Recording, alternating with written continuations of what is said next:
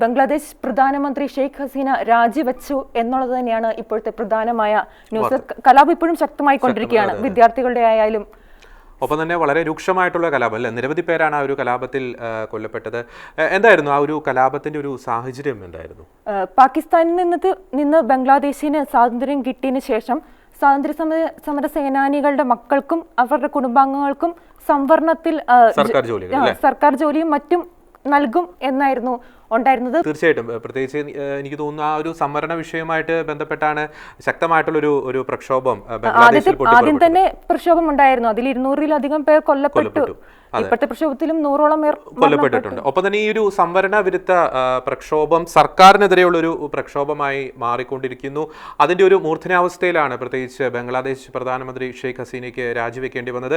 ഇന്ത്യയെ സംബന്ധിച്ചിടത്തോളം ഇന്ത്യ വളരെയധികം ആശങ്കയോടുകൂടി തന്നെയാണ് ബംഗ്ലാദേശ് അതിർത്തിയിലെ ഒരു സാഹചര്യം നോക്കി കാണുന്നത്. പ്രത്യേകിച്ച് BSF-ന് സർക്കാർ നിർദ്ദേശം നൽകി കഴിഞ്ഞു അല്ലെ, അതിർത്തിയിൽ സുരക്ഷ ശക്തമാക്കാൻ, ജാഗ്രത ശക്തമാക്കാൻ. സഹോദരിക്കൊപ്പം രാജ്യം വിട്ടു എന്നുള്ള വാർത്ത ആദ്യം തന്നെ പുറത്തു വന്നിരുന്നു.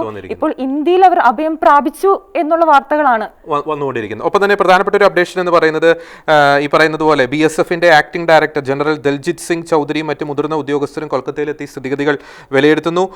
ഒപ്പം തന്നെ ഈ പറയുന്നത് പോലെ ബംഗ്ലാദേശ് ആഭ്യന്തരമന്ത്രി അസദുസ്മാൻ ഖാന്റെ വസതിക്ക് പ്രക്ഷോഭർ തീയിട്ടു എന്നൊരു വാർത്ത കൂടി വരുന്നുണ്ട്. നമുക്ക് ബംഗ്ലാദേശിൽ നടക്കുന്ന ആ സുപ്രധാനമായിട്ടുള്ള സംഭവ വികാസങ്ങളുടെ കൂടുതൽ വിശദമായ റിപ്പോർട്ടിലേക്ക്.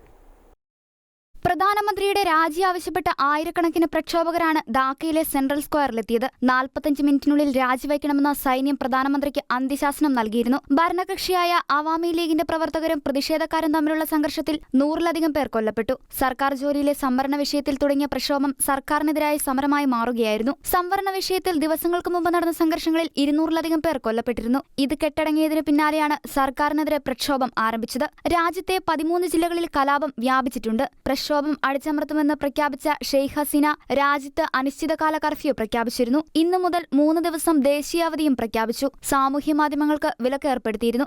ഇന്റർനെറ്റ് സൗകര്യം തടയാൻ മൊബൈൽ കമ്പനികളോടും ആവശ്യപ്പെട്ടു. വിവേചന വിരുദ്ധ വിദ്യാർത്ഥി പ്രസ്ഥാനം എന്ന കൂട്ടായ്മയാണ് നിസ്സഹകരണ സമരം പ്രഖ്യാപിച്ചത്. നികുതിയും വിവിധ സർക്കാർ ബില്ലുകളും അടയ്ക്കരുതെന്ന് സമരക്കാർ ആഹ്വാനം ചെയ്തിരുന്നു. സമരത്തിൽ അണിചേരാൻ സർക്കാർ സ്വകാര്യ ജീവനക്കാരെയും ആഹ്വാനം ചെയ്തതോടെ ഓഫീസുകളുടെ പ്രവർത്തനം സ്തംഭിച്ചു. പ്രധാനമന്ത്രി ഷെയ്ഖ് ഹസീന ശനിയാഴ്ച ചർച്ചയ്ക്ക് വിളിച്ചെങ്കിലും പ്രക്ഷോഭകർ തയ്യാറായില്ല. ഇതിനു പിന്നാലെയാണ് വിദ്യാർത്ഥികളല്ല ഭീകരപ്രവർത്തകരാണ് പ്രക്ഷോഭത്തിനു പിന്നിലെന്നും ഉരുക്കുമുഷ്ടി ഉപയോഗിച്ച് അടിച്ചമർത്തുമെന്നും ഷെയ്ഖ് ഹസീന പ്രഖ്യാപിച്ചത്. രാജ്യത്തെ ശിഥിലമാക്കാൻ ശ്രമിക്കുന്ന ഭീകരരെ അടിച്ചമർത്താൻ ജനങ്ങളോട് ഹസീന ആവശ്യപ്പെട്ടതിനു പിന്നാലെയാണ് പാർട്ടി പ്രവർത്തകർ രംഗത്തിറങ്ങിയത്. ഇത് സാഹചര്യങ്ങൾ കൂടുതൽ വഷളാക്കി. 1971 ബംഗ്ലാദേശിനെ പാകിസ്ഥാനിൽ നിന്ന് സ്വതന്ത്രമാക്കിയ വിമോചന യുദ്ധത്തിൽ പങ്കെടുത്ത സ്വാതന്ത്ര്യ സമര സേനാനികളുടെ മക്കൾക്കും കൊച്ചുമക്കൾക്കും ഉൾപ്പെടെ രാജ്യത്തെ ഉന്നത സർക്കാർ ജോലികളിൽ സംവരണം നൽകിയതിനെതിരെയാണ് ബംഗ്ലാദേശിൽ പ്രക്ഷോഭം ആരംഭിച്ചത്. ഇത് പിന്നീട് സർക്കാരിനെതിരായ പ്രക്ഷോഭമായി മാറി. ബംഗ്ലാദേശിൽ സംഘർഷം വ്യാപിക്കുന്ന സാഹചര്യത്തിൽ ഇന്ത്യൻ പൗരന്മാർക്ക് കേന്ദ്ര സർക്കാർ ജാഗ്രതാ നിർദ്ദേശവും നൽകി. International desk Shekena news. തീർച്ചയായിട്ടും ഹാഷ്മി, ഇന്ത്യയെ സംബന്ധിച്ചിടത്തോളം ഒരു ആശങ്ക ജനിപ്പിക്കുന്ന വാർത്ത അല്ലേ, ബംഗ്ലാദേശിൽ കൂടുതൽ വാർത്തകൾ ഇപ്പോഴും വന്നുകൊണ്ടിരിക്കുകയാണ്. ഒപ്പം തന്നെ സുപ്രധാനമായിട്ടുള്ളൊരു അപ്ഡേഷൻ, ഈ ബംഗ്ലാദേശിന്റെ ഒരു അധികാരം സൈന്യം ഏറ്റെടുത്തു എന്നൊരു വാർത്ത വരുന്നുണ്ട്. ഒപ്പം തന്നെ ഈ പറയുന്ന ഷെയ്ഖ് ഹസീനയുടെ വസതി പ്രക്ഷോഭകാരികൾ കൈയെടുക്കുന്നു. അവിടെ നിരവധി അക്രമ പ്രവർത്തനങ്ങൾ അവർ നടത്തുന്നു. അതിന്റെയൊക്കെ ദൃശ്യങ്ങൾ ഇന്റർനാഷണൽ മീഡിയാസ് ഒക്കെ പുറത്തുവിടുന്നു. സൈന്യത്തിന്റെ കാര്യം പറയുമ്പോൾ നേരത്തെയും വന്നിരുന്നു. 45 മിനിറ്റിനുള്ളിൽ ഷെയ്ഖ് ഹസീനയോട് രാജിവെക്കണം എന്ന് പറഞ്ഞത് ഈ സൈന്യം തന്നെയാണ്. അതുകൊണ്ട് തന്നെ ഒരു പട്ടാള ഭരണത്തിലേക്കാണോ ഈ പറയുന്ന ബംഗ്ലാദേശ് പോകുന്നത് എന്നൊരു ആശങ്ക തന്നെയാണ് ഇന്ത്യയെ അലട്ടുന്നത്. ഒരുപക്ഷെ അവിടുത്തെ സ്ഥിതിഗതികൾ കൂടുതൽ സങ്കീർണമായി കഴിഞ്ഞാൽ ഒരു അഭയാർത്ഥി പ്രവാഹം പോലുള്ള വളരെ രൂക്ഷമായിട്ടുള്ള ഒരു പ്രശ്നത്തെയും ഇന്ത്യ അഭിമുഖീകരിക്കേണ്ടി വരും എന്നൊരു ആശങ്ക കൂടി നമ്മുടെ രാജ്യത്തെ അലട്ടുന്നുണ്ട്. റോബിൻ, വളരെ സുപ്രധാനമായിട്ടുള്ള വാർത്തകളാണ് നമുക്ക് ലോകത്തിന്റെ വിവിധ ഭാഗങ്ങളിൽ നിന്ന് വന്നുകൊണ്ടിരിക്കുന്നത്. ഏറ്റവും ഒടുവിൽ നമുക്കറിയാം, നമ്മുടെ അതിർത്തി രാജ്യമായ ബംഗ്ലാദേശിൽ നിന്നും നമുക്ക് വളരെ ഒരു സംഘർഷഭരിതമായിട്ടുള്ളൊരു വാർത്ത വരുന്നു. മിഡിൽ ഈസ്റ്റ് വാർത്തകൾ നമ്മൾ കൃത്യമായിട്ട് ഫോളോ ചെയ്യുന്നുണ്ട്. റോബിൻ അത് കൃത്യമായിട്ട് റിപ്പോർട്ട് ചെയ്യുന്നുണ്ട്. ഈ പറയുന്ന വാർത്തകൾ, നമ്മൾ ഈ കേട്ടുകൊണ്ടിരിക്കുന്ന വാർത്തകൾ ലോകരാജ്യങ്ങൾക്ക് ഒപ്പം തന്നെ ലോക സമാധാനത്തിന് എത്രത്തോളം ഒരു ഭീഷണി, ഒരു ആശങ്ക സൃഷ്ടിക്കുന്നുണ്ട് റോബിൻ? ജോർജി ആഷ്മി, ഒരു രീതിയിൽ പറഞ്ഞു കഴിഞ്ഞാൽ ഇന്ത്യയെ വളരെയധികം ആശങ്കപ്പെടുത്തുന്ന വാർത്തയാണ് ബംഗ്ലാദേശിൽ നിന്നും ഇപ്പോൾ വന്നുകൊണ്ടിരിക്കുന്നത്. അവിടെ പ്രധാനമന്ത്രി ഷെയ്ഖ് ഹസീന രാജിവച്ചിരിക്കുന്നു. സൈന്യം 45 മിനിറ്റിനുള്ളിൽ രാജിവെക്കണമെന്ന് ആവശ്യപ്പെടുകയായിരുന്നു. അവർ ഇന്ത്യയിലേക്ക് ആണ് വന്നിരിക്കുന്നത് എന്നുള്ള റിപ്പോർട്ടുകളാണ് പുറത്തു വരുന്നത്. അവിടുത്തെ ആർമി ചീഫ് വാക്കർ ഉസ് സമാൻ അദ്ദേഹം അധികാരം പിടിച്ചെടുത്തിരിക്കുന്നു. അദ്ദേഹം പ്രക്ഷോഭകാരികളോട് വളരെ പോസിറ്റീവായിട്ടുള്ള ചർച്ചകൾക്ക് തയ്യാറാണ് എന്ന് പറഞ്ഞിരിക്കുന്നു. ഇൻ്ററിം ഗവൺമെൻറ് രൂപീകരിക്കുമെന്ന് പറഞ്ഞിരിക്കുന്നു. അതിനുള്ള ആളുകളെയെല്ലാം ഇപ്പോൾ അവർ ആരൊക്കെയാണ് എന്ന് പബ്ലിഷ് ചെയ്തിരിക്കുന്നു. ഇന്ത്യയെ സംബന്ധിച്ച് ഏറ്റവും കൂടുതൽ ആശങ്കപ്പെടുത്തുന്നത് ഏകദേശം 4000 കിലോമീറ്ററിലധികം പ്രദേശം, അതിർത്തി പ്രദേശം നമുക്ക് ബംഗ്ലാദേശുമായിട്ട് ഉണ്ട് എന്നുള്ളതാണ്. അതുകൂടാതെ തന്നെ ഏകദേശം നമുക്കറിയാം വളരെ അടുത്ത ബന്ധമാണ് ഷെയ്ഖ് ഹസീനയുടെ ഗവൺമെൻറ്. 2009 മുതൽ ഷെയ്ഖ് ഹസീന അവിടെ ഭരിക്കുന്നതാണ്. അവരുടെ 4ാമത്തെ ടേം ആയിരുന്നു. അപ്പോൾ അവർ ഇന്ത്യയുമായി വളരെ അടുത്ത ബന്ധം പുലർത്തിയിരുന്നു എന്നുള്ളതാണ്. ഇപ്പോൾ ഈ ഷെയ്ഖ് ഹസീന തന്നെ പറയുന്ന സാഹചര്യം ഉണ്ടായിരുന്നു. ഈ പ്രക്ഷോഭകാരികൾ എന്ന് പറയുന്നത് അവർ തീവ്രവാദികളാണ് എന്നും അവർ രാജ്യത്തെ അസ്ഥിരപ്പെടുത്താനാണ് ശ്രമിക്കുന്നത് എന്നും സ്റ്റുഡൻസ് അല്ല ഈ പ്രക്ഷോഭത്തിന് പിന്നിലെന്നും ഒക്കെയുള്ള കാര്യങ്ങൾ അവർ പറഞ്ഞിരുന്നു. അപ്പോൾ ഇതിനുള്ളിൽ ചൈന ഇടപെടുന്നുണ്ടോ എന്നോ അടക്കമുള്ള ഒരുപാട് ആശങ്കകൾ നമുക്ക് ഉണ്ട്.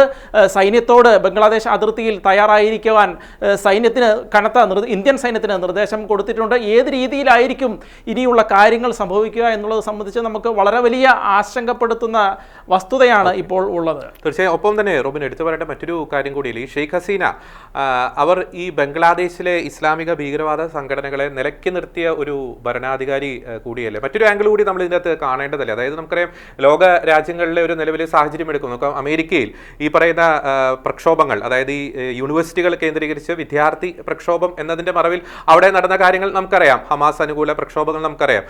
ഒപ്പം തന്നെ സമാനമായിട്ടുള്ള രീതിയിൽ നമുക്കറിയാവുന്നതുപോലെ യൂറോപ്യൻ രാജ്യങ്ങൾ ഇതിലെല്ലാം ഇറങ്ങിത്തിരിക്കുന്നത് യൂത്താണ്. പക്ഷേ ഈ ബംഗ്ലാദേശിൽ സംഭവിച്ചത് ആ പ്രക്ഷോഭം ആ രാജ്യത്തിൻ്റെ ഭരണത്തെ തന്നെ അട്ടിമറിക്കുന്ന രീതിയിലേക്ക് കാര്യങ്ങൾ പോകുന്നു. ഈ പറയുന്ന ഇസ്ലാമിക ഭീകരവാദികൾക്കെതിരെ ശക്തമായിട്ടുള്ള നിലപാടെടുത്ത ഷെയ്ഖ് ഹസീന അവിടെ നിന്ന് മാറിക്കഴിഞ്ഞാൽ, ഓൾറെഡി മാറിക്കഴിഞ്ഞിരിക്കുന്നു, ഇനി മറ്റൊരു ഭരണം വന്നു കഴിഞ്ഞാൽ ഒരുപക്ഷെ മറ്റൊരു പാകിസ്ഥാനായി മാറാനുള്ള സാധ്യതയിലേക്കാണോ ഈ സംഭവ വികാസങ്ങൾ വിരൽ ചൂണ്ടുന്നത് റോബിൻ?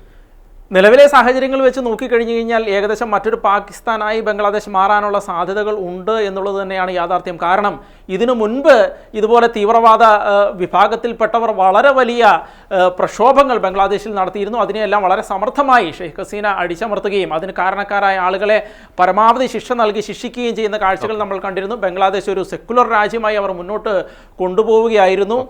അതിനിടയിലാണ് ഇത്തരത്തിലുള്ള ഒരു കാര്യങ്ങൾ സംഭവിച്ചിരിക്കുന്നത്. നമുക്കറിയാവുന്നതുപോലെ ജമാഅത്തെ ഇസ്ലാമി അടക്കമുള്ള തീവ്രവാദ സംഘടനകളാണ് ഇതിൻ്റെ എല്ലാം പിന്നിൽ പ്രവർത്തിച്ചിരിക്കുന്നത് എന്നുള്ളത് വളരെ വ്യക്തമായിട്ട് പുറത്തു വന്നിട്ടുള്ളതാണ്. അപ്പോൾ ഈ സാഹചര്യത്തിൽ ഏത് രീതിയിൽ സൈന്യമാണിപ്പോൾ അവിടെ നിയന്ത്രണം ഏറ്റെടുത്തിരിക്കുന്നത്, ഇനി സൈന്യത്തിൽ നിന്നും എന്ന് ജനാധിപത്യത്തിലേക്ക് മാറുമെന്നുള്ളതൊക്കെ സംബന്ധിച്ച് വളരെ വലിയ ആശങ്കകളാണ് ഇപ്പോൾ നിലനിൽക്കുന്നത്. റോബിൻ, അതുപോലെ തന്നെ 100ഓളം പേർ ഈ പ്രക്ഷോഭത്തിൽ മരണപ്പെട്ടു എന്നുള്ള വാർത്തകളും വന്നായിരുന്നു. ഷെയ്ഖ് ഹസീനയുടെ കാര്യമായാലും പ്രക്ഷോഭകാരികളെ അടിച്ചമർത്തും എന്ന് തന്നെയാണ് ഷെയ്ഖ് ഹസീന പറഞ്ഞത്. അതുപോലെ തന്നെ 3 ദിവസത്തെ കർഫ്യൂ വരെ പ്രഖ്യാപിച്ചതായിരുന്നു. പെട്ടെന്നാണ് ഇങ്ങനെയൊരു രാജി വെച്ച വിവരങ്ങളൊക്കെ പുറത്തു വന്നത്. അതിന്റെ പിന്നിലുള്ളത് കഴിഞ്ഞ മാസം നടന്ന പ്രക്ഷോഭത്തിൽ ഏകദേശം 150ഓളം ആളുകൾ മരിക്കുന്ന ഒരു സാഹചര്യമുണ്ടായി. ഇതിൻ്റെ അടിസ്ഥാനത്തിൽ അതിന് കൃത്യമായ ഷെയ്ഖ് ഹസീനയുടെ മിസ്ഹാൻഡലിംഗ് ആണ്. എന്ന് വെച്ചാൽ അവർ ഈ പ്രക്ഷോഭത്തെ വളരെ വലിയ തോതിൽ അടിച്ചമർത്തി അതിൻ്റെ ഫലമായിട്ടാണ് ഇവർ മരിച്ചതെന്ന് അടക്കമുള്ള കാര്യങ്ങൾ ഉന്നയിച്ചുകൊണ്ട് ക്ഷമ പറയണം, അതുപോലെ രാജിവെക്കണമെന്ന് കൃത്യമായി ആവശ്യപ്പെട്ടുകൊണ്ടാണ് ഈ കഴിഞ്ഞ ദിവസം പ്രക്ഷോഭം തുടങ്ങിയത്. ഇതിനുള്ളിൽ ഇന്നലെ മാത്രം ഏകദേശം 94ഓളം ആളുകൾ മരിക്കുന്ന സാഹചര്യം ഉണ്ടായി. ഇതിൻ്റെ എല്ലാം അടിസ്ഥാനത്തിൽ പെട്ടെന്ന് സൈന്യം ഇടപെടുകയായിരുന്നു. സൈന്യം ഇടപെട്ട് അവരോട് 45 മിനിറ്റിനകം രാജിവെക്കണമെന്ന് നിർബന്ധിക്കുകയായിരുന്നു. അല്ലാത്ത പക്ഷം പ്രക്ഷോഭം കൂടുതൽ കലുഷിതമാകാൻ പോകുന്ന സാഹചര്യമായിരുന്നു ഉണ്ടായിരുന്നത്. ഈ അടിസ്ഥാനത്തിലാണ് അവർക്ക് പെട്ടെന്ന് തന്നെ രാജിവെച്ച് ഒഴിയേണ്ട സാഹചര്യം ഉണ്ടായത് എന്നുള്ളതാണ് വാസ്തവം.